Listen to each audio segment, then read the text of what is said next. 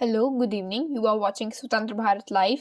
So let's revise today Geography's Chapter 3 of Class 7, Our Changing Earth. Chapter के नाम से ही बहुत क्लियर हो रहा है चेंजिंग अर्थ यानी कि जो हमारी अर्थ जो चेंज हो रही है और उनके चेंजेस में के बारे में हम पढ़ेंगे. सबसे पहले है lithospheric plates.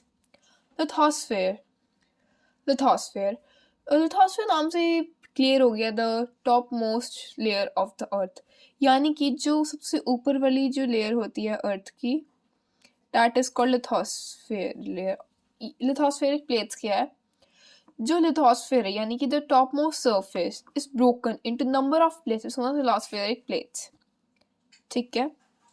So, the movement of these plates cause changes on the surface of Earth. जो अर्थ है वो हमारी हर टाइम मूव करती रहती है और जो ये चेंजेस है इनकी मूवमेंट होती रहती है.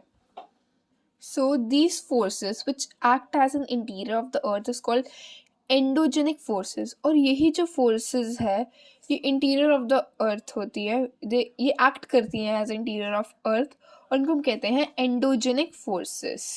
ठीक है. And the forces that work on surface of the earth is called exogenic.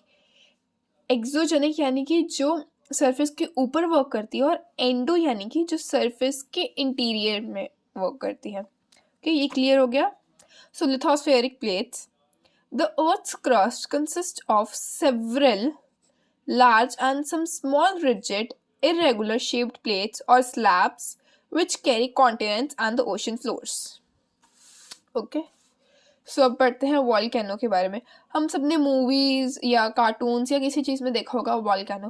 Volcano basically है क्या? वॉल्केनो एक ओपनिंग है अर्थ क्रस्ट की जिसके थ्रू जो मॉल्टन मटेरियल है वो एरप्ट होता है suddenly.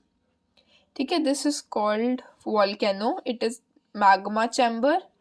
This is the lava. This is vent. This is crater. This is the gases and ashes जो बाहर आती हैं. This is crust.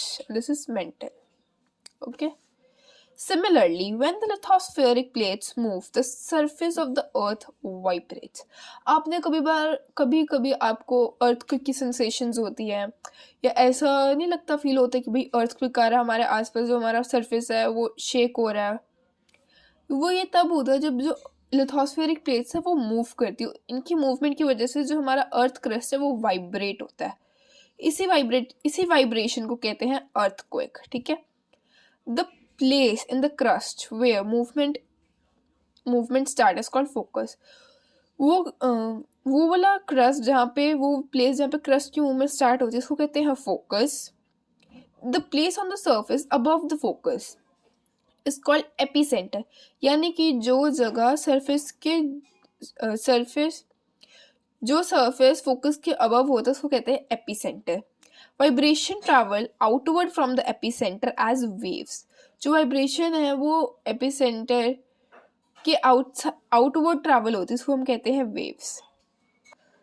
So let's discuss about earthquakes. We can not predict earthquake. आप predict कर सकते हो कि earthquake कब आएगा. ये एक बहुत सडन वो होता है natural disaster. Some common earthquake prediction methods adopted by local people by include studying animals' behavior. Humans को नहीं पता चलता कि भाई अर्थक्वेक या कोई और नेचुरल डिजास्टर कब आएगा, बट एनिमल्स की ये वाली जो पावर होती है वो ज़्यादा एक्टिव होती है एज कम्पेयर टू ह्यूमंस.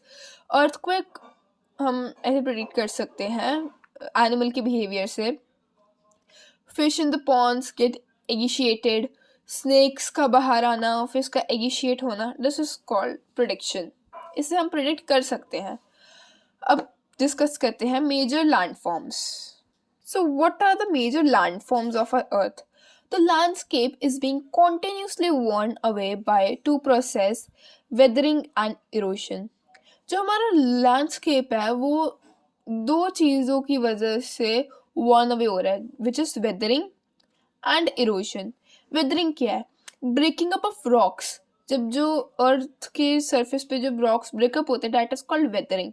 और erosion, when erosion is wearing away of landscape by the different agents like water, air or ice. जब लैंडस्केप है जो आपने सॉइल इरोजन सुना होगा, वो किस लिए होता है? जब जो सॉइल है वो इरोज हो जाती है by the agents like wind and water and etcetera.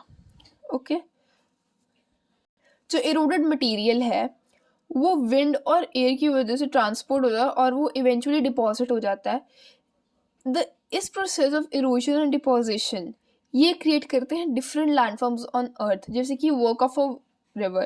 The running water in the river erodes the landscape. When the river tumbles and steep angle over very hard rocks or down steep valleys side, it forms a waterfall. जो water है जब वो tumble करता है, यानी कि एक जगह से दूसरी जगह ऐसे से आता है किसी स्टीप एंगल पे वेरी हार्ड रॉक्स, लाइक जैसे ये फॉल हो रहा है ऐसे, this is called waterfall. Okay, this is the hard rock. This is soft rock undercut by the power of water. ठीक है? As the river enters plain, it twists and turns large bend known as meanders. जब जो water है वो बहुत सा twist and turns लेते हैं, that is called meanders like this. जब ये ऐसे twist and turn होके आ रहा होता है, it is called. Due to continuous erosion deposition along the sides of the meander, the ends of the meander loop come closer and closer. In due course of time, the meander loop cuts off from the river and forms a cut-off lake. ऐसे जब पानी आता रहता है ये cut off हो जाता है रिवर के साथ और एक फॉर्म करता है कट ऑफ लेक। ठीक है, वो कट ऑफ लेक को हम कहते हैं ऑक्सबो लेक। यदि पानी आ रहा है यहाँ पे कट ऑफ अगर हो गया है तो ये this is called cut off lake. ठीक है।